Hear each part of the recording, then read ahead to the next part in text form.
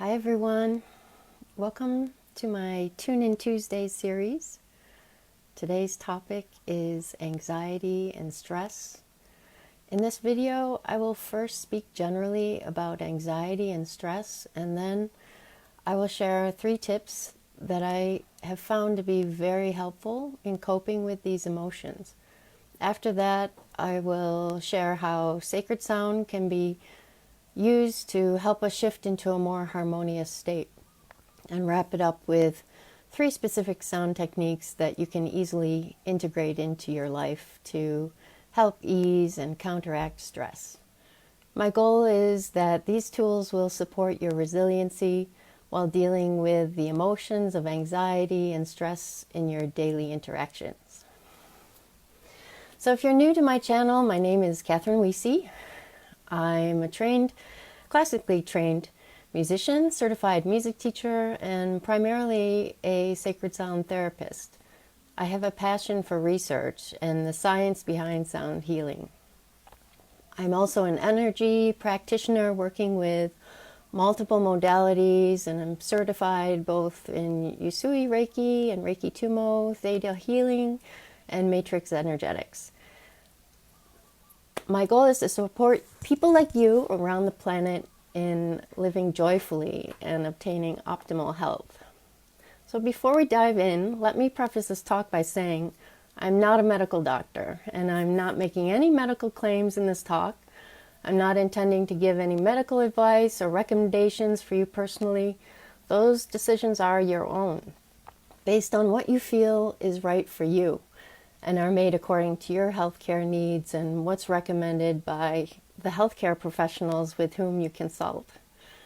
I'm only sharing information that I've gained through my personal experience, studies, and research while living on this planet. So let me know where you're tuning in from in the comments section, and hit that little heart if you can hear me loud and clear. So with that said, let's first take a look at anxiety and stress in a little more detail. I think all of us can relate to these emotions. We know what this unpleasant state of inner turmoil feels like. Encountering periods of stress and anxiety is certainly normal and to be expected in life. Although over the past year, we all have faced trials and confrontations like never before. So it makes sense that our experience of anxiety and stress has been intensely amplified. There's an incredible amount of fear being infused into the global population at this time through the news, talk shows, billboards, internet, radio, social media, you name it. We're dealing with the effects of being exposed to all of that. The energies of fear and panic are being vibrationally broadcast from people around the globe. The new science has proven our entanglement, our resonant energetic connection to each other around the world. So it's understandable we would be feeling this. As the prevailing fearful narrative and belief strengthens, a morphic field at the quantum level is created. This morphic resonance theory by biologist Rupert Sheldrake is quite fascinating. I highly recommend checking out this valuable and extensive scientific research on the subject if you're interested. And I'll digress for just a moment, a little forewarning. Don't be dissuaded by Wikipedia's current shadow they've cast upon him. I recently discovered a few days ago that his bio has been altered. They've labeled him a pseudoscientist, which I'm pretty sure wasn't the case years ago when I first discovered him.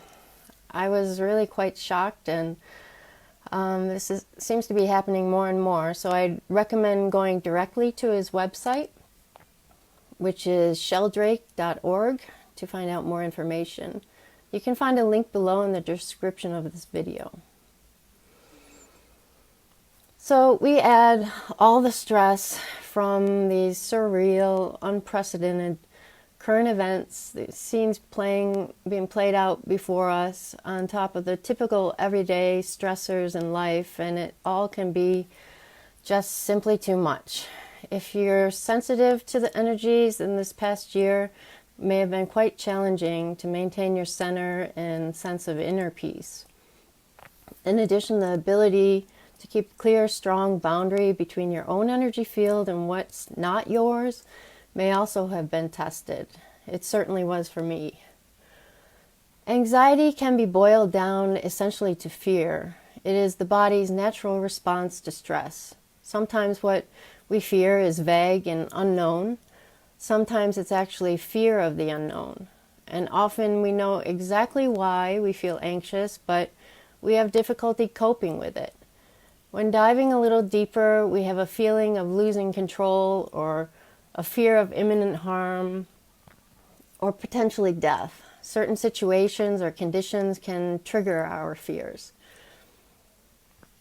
There are countless situations, really, where one may experience anxiety. For example, fear of crowded rooms or small spaces, social situations, public speaking, traveling, death of a loved one, and other traumatic life-altering events. Often these situations leave us in a state of destabilizing uncertainty, not knowing what to do next.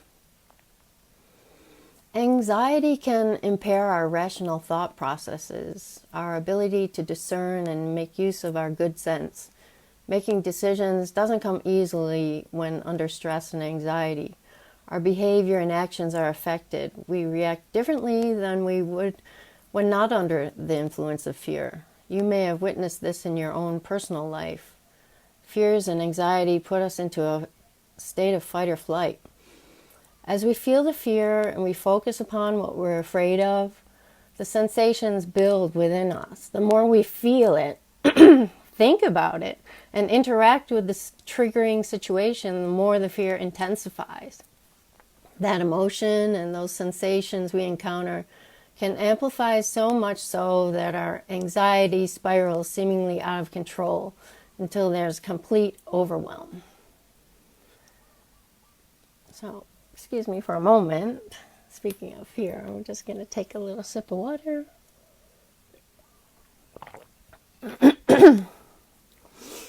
And take a breath, because it's my first Tuesday, Tune In Tuesdays live. So, all right. So what do we do with all this? How do we deal with it? There are several ways to gain support in dealing with stress and anxiety. Some are conventional ways that have been used for generations, and there are some alternative ways that have emerged in more recent years and are slowly being integrated into the mainstream of options. Cognitive behavioral therapy and other forms of talk therapy have often been used to help people cope with social anxiety, for example, with reported success. Medical doctors commonly prescribe antidepressants and other drugs to address anxiety symptoms. These, however, have the potential of creating other issues and complications due to adverse side effects and possible dependency. Allopathic medicine is great for many things, including surgeries and acute or life-threatening injuries, etc., but its focus and general approach is primarily upon treating the symptoms rather than the root cause of the condition. When we address the source of the problem, we have a likelihood of resolving it or making dramatic life-enhancing changes. In my opinion, when we address the issue in a holistic way, with a multifaceted approach, we are more apt to bring about satisfying desired results. I'll share some alternatives that come to mind for me. This list, of course, is by no means all-inclusive. There are numerous naturopathic options without the adverse side effects or potential chemical dependency of pharmaceuticals. Some examples are herbal supplements and nutraceuticals, essential oils, cell salts, or Bach flower remedies, homeopathics. There's bodywork such as craniosacral therapy and other forms of biodynamic medicine to address, for example, PTSD and trapped energy from traumas. There's EFT tapping, also known as emotional freedom technique, Theta healing, for example, is a potent tool in addressing fearful subconscious beliefs that keep the anxiety patterns in place by changing them to positive, life-enhancing beliefs.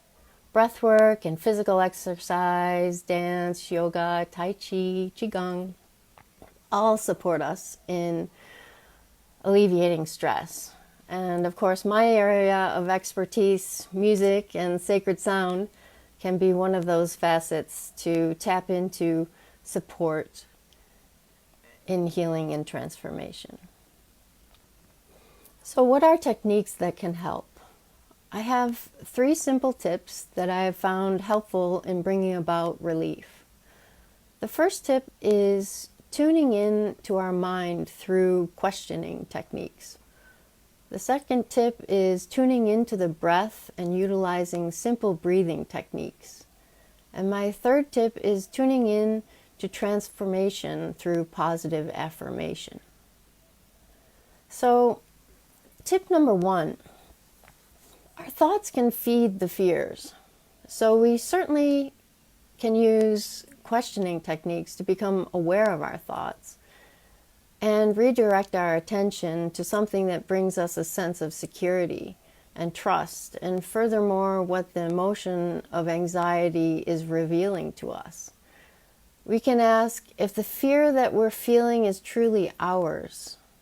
If not, you can declare or command with intention, I let go of any fearful thoughts or anxious emotions that are not mine.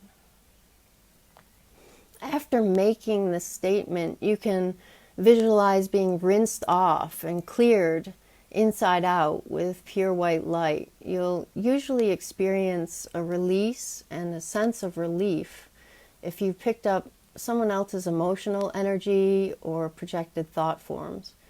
And after making the declaration, softly breathe with that sensation of letting go. Take some time throughout the day to tune into your body. Check in with your own personal energy and see how you're feeling. You can utilize this technique, for example, if you encounter highly stressed people who may have spilled out all their fears and troubles upon you. Even if you're not aware of any particular encounter, you can still do this throughout the day. There's a lot of fearful energy reverberating around the environment these days. And know that we can still be empathetic, considerate human beings without taking on other people's anxious emotions and fearful energy. Let me know what your thoughts are so far.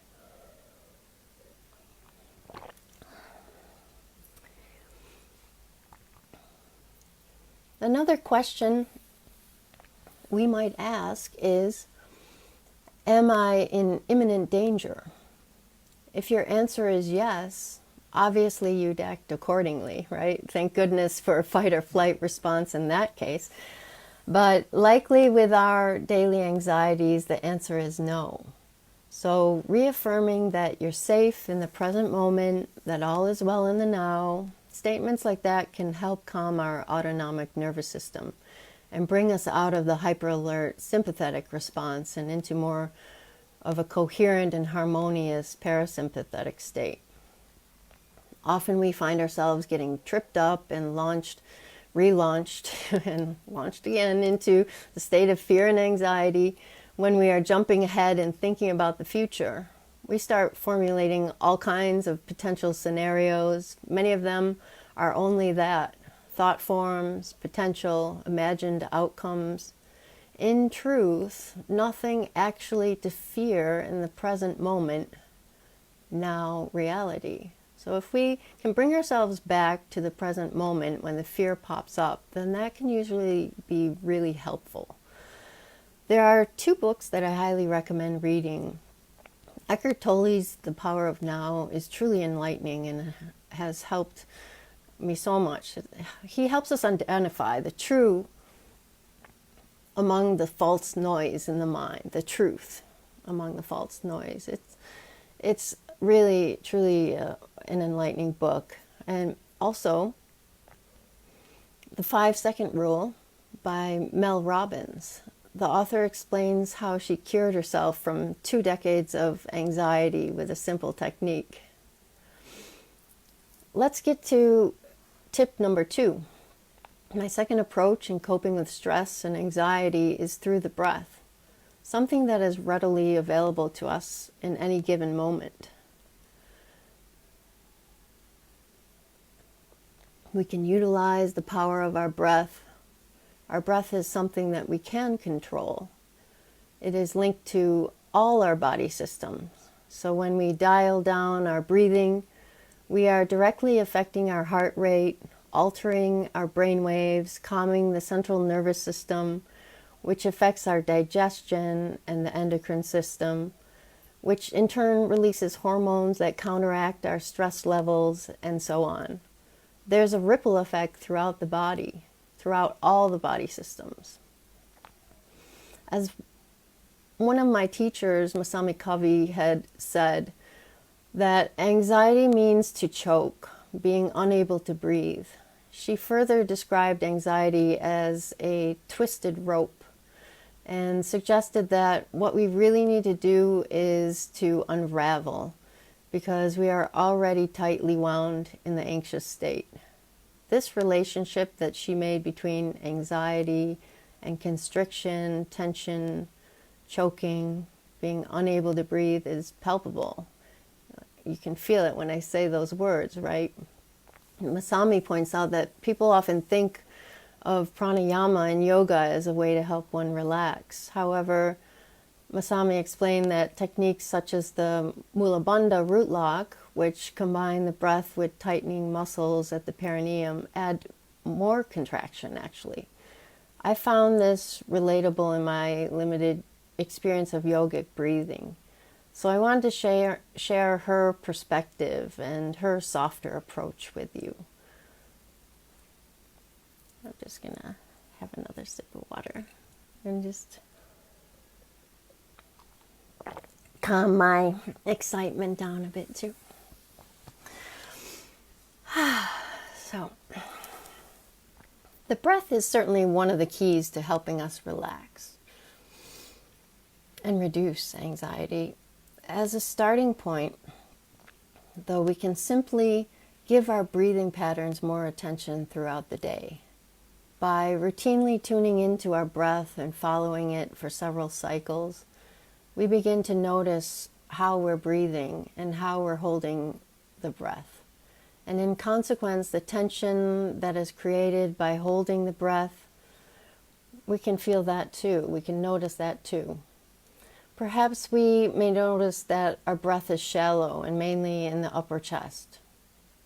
Gently, we can start to breathe more slowly and deeply into our upper back, and then start to draw the breath down into the lower lungs.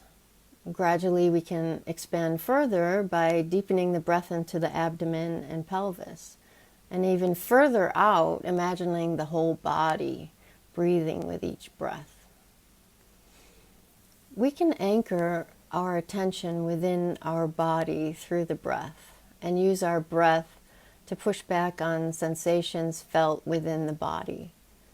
Directing our breath to where we are feeling the anxiety and tension can help to diffuse it. You can start by closing your eyes if that better helps you to tune into your body.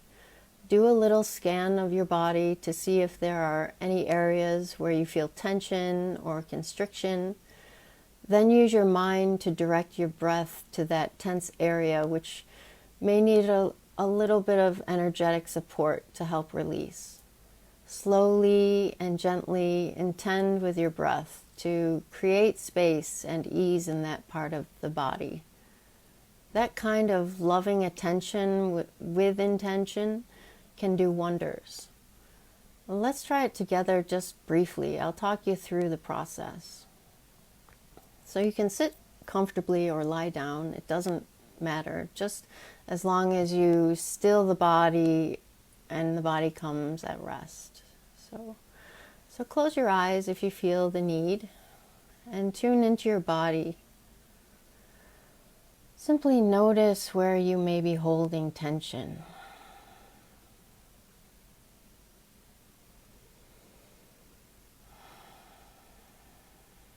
And gently inhale through the nose, gathering loving energy with the inhalation. And gently exhale through your mouth as you imagine your breath nourishing that part of your body.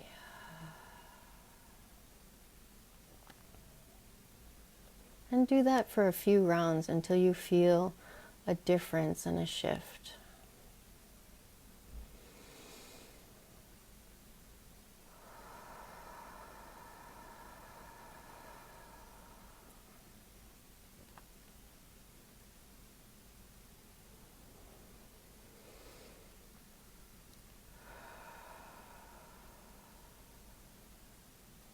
And when you're ready, you can open your eyes. Hopefully you've felt at least a little micro shift of energy. As you do it for a longer period of time, you'll likely find more ease and unraveling occurring. Tip number 3. My third general approach has to do with positive affirmations. Two inspiring pioneers in the forefront of health research today, Dr. Joe Dispenza and Dr. Bruce Lipton, teach us about our abilities to positively reshape our brain, affect our biology, and create a reality of health and well-being. According to Bruce Lipton, energy, which includes thought as well, is more profoundly effective in healing than chemicals. We truly have the power to heal within us.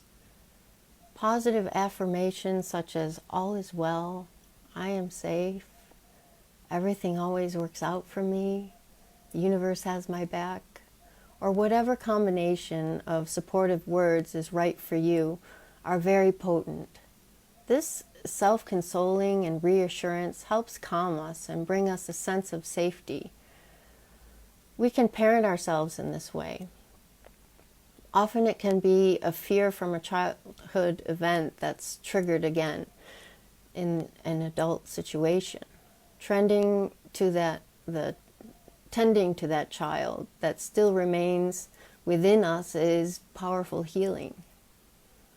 We can influence our cells, our brain, our organs by sending positive signals such as these to our body. It helps build a strong and resilient mind and nurtures our spirit. I encourage you to use the vibration of your voice to amplify the strength of your intention by speaking the affirmations aloud if you're in the space where you can do that. Of course, if you're not, then silently thinking positive affirmations such as these is also powerful. Repeated thoughts become beliefs, and beliefs shape our reality. Click on the little heart if you're drawn to any of these techniques. I see some great. Hello, Holly, Leanne, thanks so much. So maybe they're helpful reminders of something you already know about but have forgotten in times of stress. So how can we shift into more of a harmonious state with sacred sound? Dr. Bruce Lipton has some insight into that as well. Sound healer Avishai Barnatan, I hope I say his name correctly, had a conversation with Bruce Lipton regarding sound healing. In this interview, Bruce said that when looking at a healthy system through an oscilloscope, the waves are sine waves. They're smooth and even and have harmony. For those of you not familiar with an oscilloscope, it's a device that converts voltage signals to visual representations of waveforms. He also said when looking at a stress situation, it's very choppy like an EEG, which measures electrical activity in the brain. Dr. Lipton goes on to say, the significance of this is that disharmony breaks down health because it breaks down the harmony. 90% of illness is now attributed to stress. The good news is that our biological system seeks harmony and therefore opens to harmony when it's available. He shares when atoms are resonant, they are in harmony and they will absorb energy from a harmonious healing sound. That's one of the reasons why sound baths using harmonious sacred sound and pure positive support intention are so powerful. It also has to do with the physics principles of entrainment and quantum entanglement and natural laws such as the laws of harmonic resonance. I won't go into these scientific principles in this video. I'll share the link to the interview I referenced, though, below in the description. Also, you can go to my website for more information about the physics behind sound healing. I'm just going to take another sip.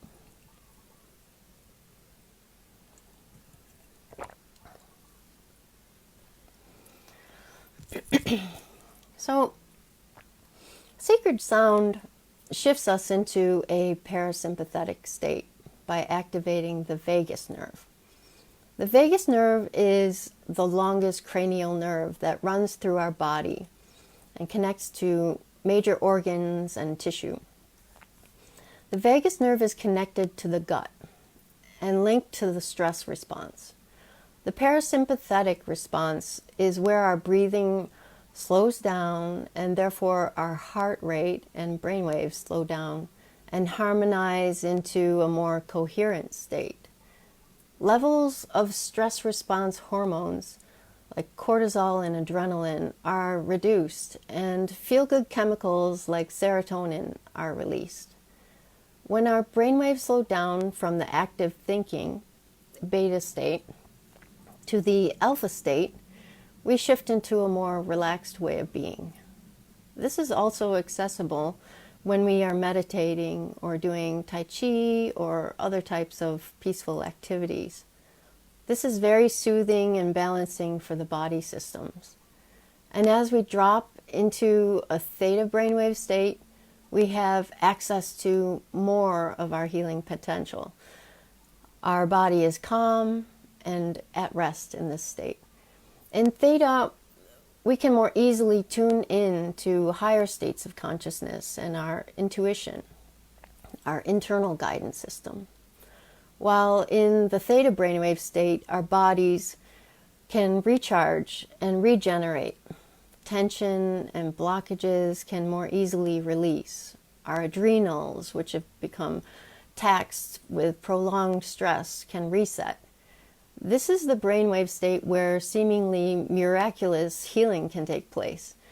Sacred sound and specific frequencies can bring us to these relaxed healing states in minutes. Frequencies can trigger the release of nitric oxide, causing the muscles in the body to relax. We don't need to try and meditate for hours upon hours to get there. It can happen almost instantly with sacred sound. So, what are some techniques that can help ease anxiety and stress? So, technique number 1 is vocal sounding with the breath. This is a powerful sound technique that can use organic vocalizations like sighs or groans, or neutral vowel sounds with the breath. For example, ah, a, e, or oo. We can sustain these sounds as well, like e.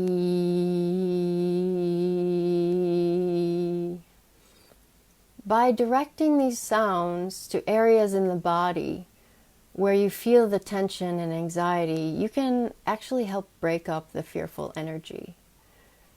You can do this by intending that directional connection of the tone to the body, or by imagining or visualizing in your mind's eye the tone traveling there and bringing support and healing vibrations to that particular part of the body.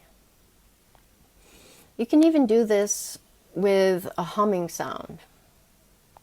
This is very effective. Sound healer Jonathan Goldman has even written an entire book about it called The Humming Effect. It's on my list of must-reads, but I've known this as a personal truth and have been using this technique for a long time now. I used to hum a lot as a kid, and it would bring me into such a relaxed and joyful state. Even as I grew older, I would find myself rather inadvertently humming in a stressful situation that would often conclude with an audible sigh of relief. Which leads me to my next sonic tip. Technique number 2. Expressing your emotions' signature sound. The most typical example of this is the sound of the breath in the form of an audible exhalation to quickly move the energy. I'm often using that in sessions when working with clients. It can help move and clear energy that's been blocked or trapped or stuck in the body or in the field with an intentional out-breath, such as, right? However, when we unite the power of the breath with our inner expression of an emotion, past event, or trauma, the effect can be amazingly transformative. You may discover this inner expression as you tune into the anxiety in your body, that there may be a particular sound that is connected to the anxiety that you feel. By mimicking that sound, using your voice, it actually helps release the energy in the body. Too often we are restricted and forced to suppress sounds or emotions with trauma and impactful experiences, when actually it is through the release of the sound that the natural cycle can complete and healing can begin. That's one of the reasons why crying is so cathartic, and even sighing out loud to diffuse tense emotions. The emotional energy can move through the system and be released from the body. Let me demonstrate what process I use with this technique. For example, maybe after tuning into my body, I feel that is the sound that's associated with my stress. Maybe I feel the urge that an sound needs to or seeks to come out of my body. Perhaps I'm feeling anxious sensations in my chest, and so my attention is focused on my chest. I resound into my chest cavity.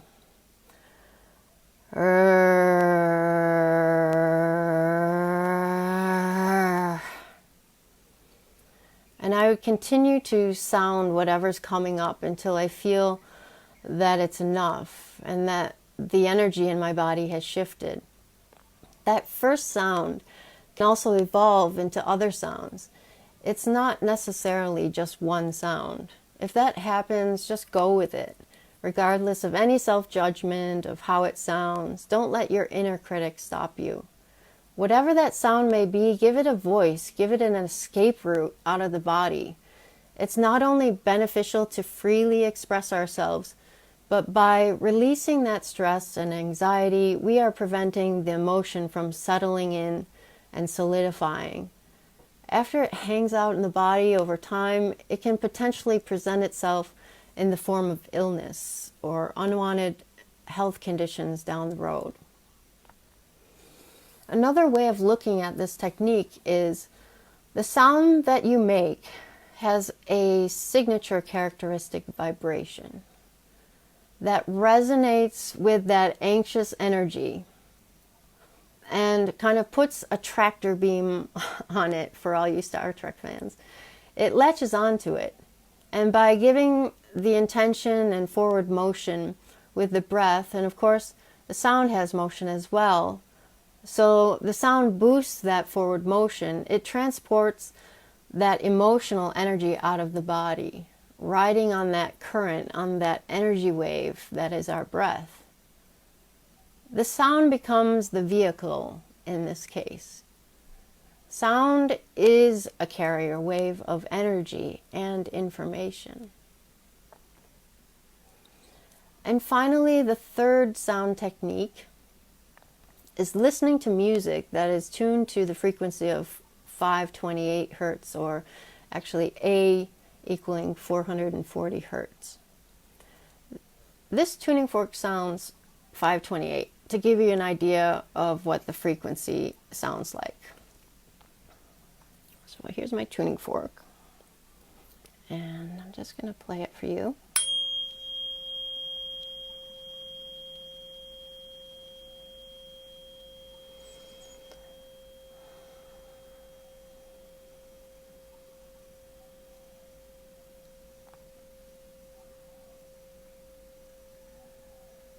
And hopefully you can all hear that okay.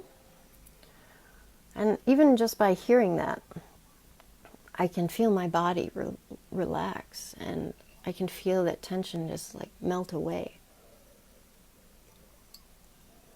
Water helps too. Helps move the energy. So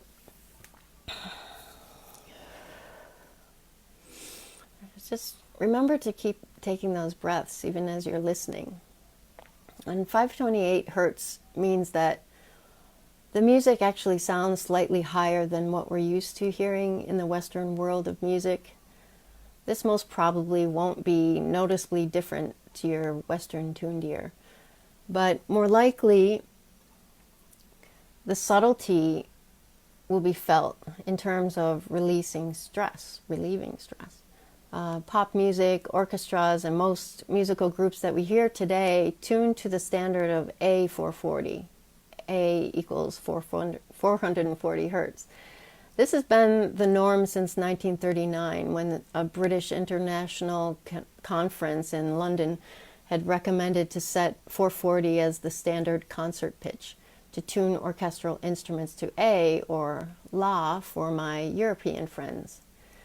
In order for 528 to be part of the musical scale, it would usually, which is 528 would actually be C, or Do, the tuning needs to be raised to 444. So the difference of 4 hertz played as a pure tone is not an incremental difference that the ear can typically detect unless played one after the other with a musical instrument. However, the body does detect subtleties in energy and respond to this slight difference in frequency tuning. This has been studied in 2018 by scientists in Japan. They found that mean levels of the stress hormone cortisol decreased, and mean levels of oxytocin were increased after listening to 528 music. Cortisol is the primary hormone and neurotransmitter in response to stress, and oxytocin is the soothing, feel-good love hormone. The study suggests that the participants felt more relaxed and comfortable when listening to 528 music compared to 440 music, which we're used to hearing. Also, something noteworthy was the tension, anxiety, and total mood disturbance scores decreased significantly with 528 hertz.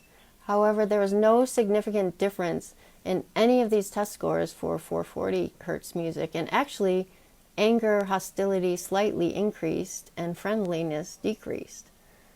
I'll share the link to this study in the text below the video in case you'd like to read more about their findings. There's also a link in the description of a recording I found on YouTube for ambient music tuned to 440 hertz or 528. So these were the 6 simple tips and techniques that I want to share with you today. I know that it was a lot of information, but bear in mind that you can watch the replay of this live video as often as you want or need. I also invite you to come back to the space this Sunday, as I will be publishing a Sacred Sound Bath video with the intention of providing support and relief for stress and anxiety. That will be a video where there will be no talking, just sacred sound from my sound healing instruments. And feel free to leave any comments or questions, and I will respond to you in the next few days. I look forward to reading your feedback about how this first Tune In Tuesday talk helped you. Of course, you're welcome to share this video with a friend or a loved one who might benefit from this. I wish you a beautiful day or evening ahead, depending on where you are in the world, where you're watching from. And thank you so much for watching until the end. And I'll see you again on Sunday. Bye for now.